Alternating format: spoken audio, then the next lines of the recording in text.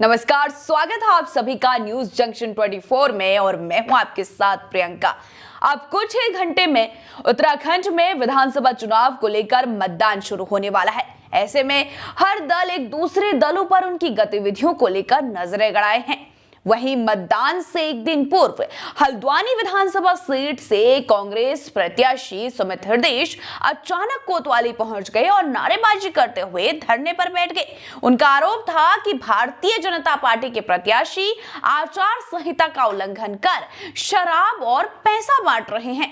देखिए।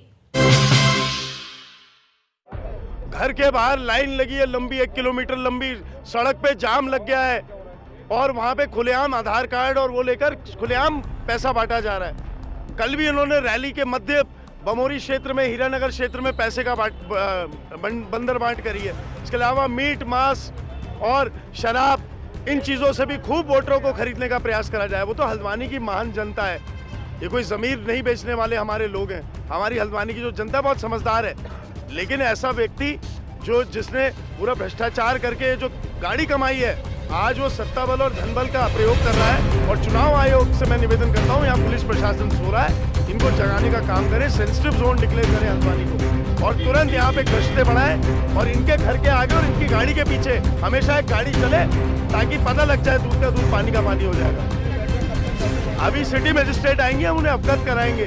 हमारे को भी बहुत जगह जाना है, बहुत काम है, हमें शौक नहीं है चुनाव से एक दिन पहले धरने पर बैठने का।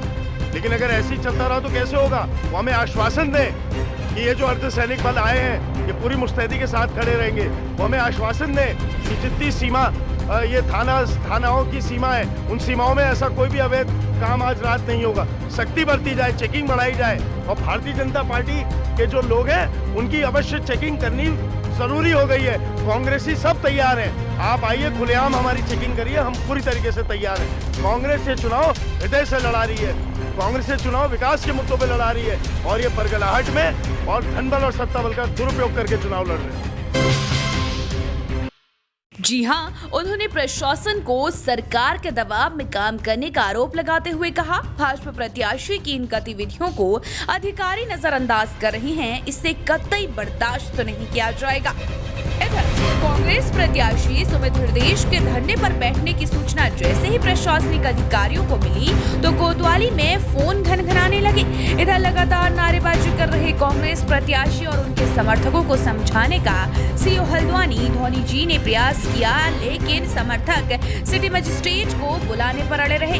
इधर एआरओ और सीओ हल्द्वानी ने हृदयेश से वार्ता की और जांच कर कार्रवाई का भरोसा दिया।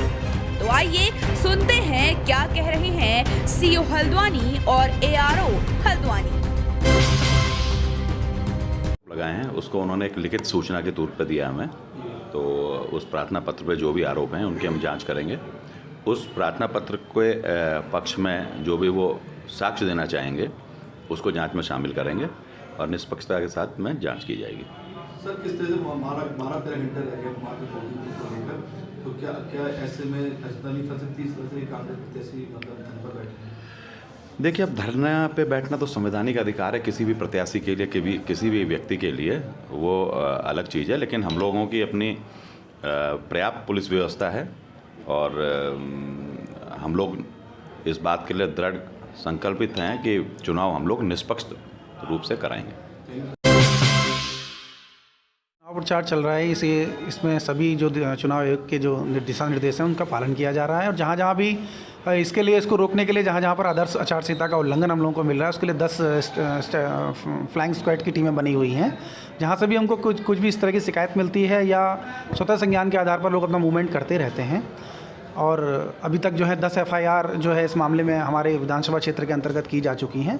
अगर इस तरह का कोई प्रकरण है जो उन्होंने संज्ञान में लाया है, हम वहाँ पर मूवमेंट बढ़ा रहे हैं और इस तरह का कोई भी मामला संज्ञान में आता है तो तत्काल उस पर जो भी कार्रवाई है वो की जाएगी। बात करें, मात्र 12 घंटे रह गए वोटिंग को लेकर, इस तरह से जो हवाई फैलाई जा रही है तो इसमें क्या कोई कार्रवाई होगी? नहीं, हमारे जो भी फ्लाइंग स्क्वाड्स की टीमें हैं वो हाई अलर्ट पर हैं, लगातार राउंड कर रही हैं। इसके अलावा वनभूलपुरा जो सेंसिटिव एरिया है, थोड़ा सा वहाँ पर हम लोगों ने फ्लैग मार्च भी किए हैं और जहाँ भी इस तरह की हमें लगेगा कि यहाँ पर संवेदनशील है और ये क्षेत्र, यहाँ पर इस तरह की शिकायतें हैं, वहाँ पर और प्रभाविता के साथ हम लोग पेट्रोलिंग वगैरह बढ़ाएंगे और इसमें हमारी जो टीमें हैं वो भी, इसके अलावा पुलिस की टीमों के साथ भी लगातार मूवमेंट किया जा रहा है और इस तरह का कोई भी आचार संहिता का उल्लंघन हमको अगर मिलता है तो उस पर तत्काल कार्रवाई की जाएगी।